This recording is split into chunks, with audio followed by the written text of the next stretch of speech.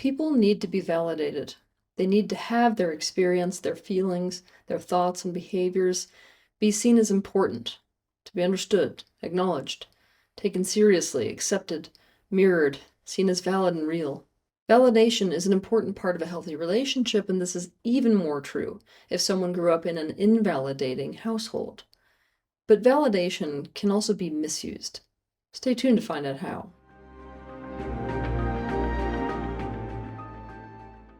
Raymond is in a partnership with Miles. They have lived together for just over 5 years. 3 of those years were really wonderful. But then things really took a downturn. Miles started to behave in really sabotaging ways. He started passive-aggressively forgetting things. He started emotionally withdrawing. He started dropping his responsibilities, acting as if he were incapable of doing them. He started evading issues, including the issues that Raymond had with his passive-aggressive behaviors, and he started stonewalling in conversations. Miles eventually admitted that the reason for his behavior is that he didn't know if it was right for him to be in a partnership with Raymond. Miles admitted that down deep, he wants the security of the relationship, but he wants to feel free and live a totally different lifestyle. One where he is free to do whatever he wants whenever he wants. That means not much responsibility. Free to pursue different romantic and sexual interests whenever the opportunity arises. Free to stay up late, indulge, travel, and most especially to party. Spending these nights at home, being someone's emotional support partner, being meticulous about eating right, exercising together, and getting enough sleep, being sexually faithful, and having a bunch of household responsibilities, he finds to be soul-sucking and boring. It makes him feel trapped. But Miles did not follow up after sharing this truth by deciding what that meant for the relationship. He made no decisions to change their relationship and took no action to either change himself to be more compatible with the life he is living with Raymond, nor did he take any action to move forward in his life towards something else. Now, this truth that he shared is serious business because given what Raymond wants and needs in a relationship and a lifestyle, and especially given that Miles sold Raymond on the idea that this thing he doesn't want was exactly what he did want, not only is it duping, it leaves no room for a compatible partnership arrangement to be made. Miles has uncommitted to his relationship with Raymond while still staying in the relationship. Basically, by sharing this truth, he threw a bomb into their relationship, and by doing so put the relationship in this state of perpetual limbo. Raymond, obviously, is in a lot of pain. Sometimes throughout the week he loses his temper at Miles and has a total meltdown. In these meltdowns, Raymond yells and cries that he needs Miles to make a decision and decide to take an action so they aren't in this unbearable limbo. He cries about how unfair it is that Miles duped him into believing that they were compatible, and by doing so gave him a taste of what he wants more than anything, only to reveal that it was a lie and take it away from him. Raymond becomes incensed at Miles' passive-aggressive behavior, which continues despite the reasons for the behavior already having been put on the table and talked about. Miles has Raymond on hook.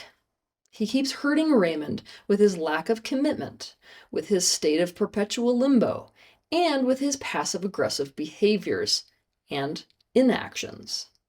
When Raymond has these weekly meltdowns, or even when they're simply having a very rational conversation about what is happening to try to reach some conclusion or some resolution, Miles validates Raymond. He says, "I'm so sorry. I know this is just all totally not okay. I can see that because of me, you're in an intolerable limbo. And to expect you to stay in limbo about the person you share your life and home with is just wrong. Yes, I can see that my focus and energy is not here like it used to be, and that I'm not really being that present with you. I know that I did this because I want to be with you, and I thought that I could get used to this lifestyle eventually. And at the end of the day, it was duping you, and duping you is not right and it's so unfair, and you should be treated better in your relationships. And when I drop my responsibilities and they fall on you, that is also just wrong. You have so much on your plate already that it makes you feel like you are alone in life. I love you. That's the reality, and I really don't want you to feel alone. The first few times Miles validated Raymond like this, the validation caused him to emotionally downregulate, as it usually does. It demonstrated that Miles really saw his experience, his feelings, his thoughts, his behaviors as important. He understood them, he acknowledged them, he took them seriously, he accepted them, he mirrored them, and what's more, saw them as valid and real and even accurate and agreed with them. And because of this, Raymond believed Miles would follow it up with a decision or action to stop what he was doing or end the suffering somehow. But guess what? It never happened. Rather, Miles kept validating Raymond and doing nothing to take him out of the painful situation that Miles kept saying was not okay. Essentially, the validation was serving as a tool to keep Raymond in the pain rather than get him out of it, because Miles did not want to face the consequences of his own personal truth and what that would mean for him. Validation is a very effective placation tool, and some people use it as a way of placating someone's reaction to being harmed rather than changing what they're doing to harm that person, such is the case with Miles. Validation can become a tool of abuse when you validate someone about the pain that they are in on account of something you are doing or failing to do, and especially when you validate the wrongness and not okayness of whatever you are doing only to continue doing it.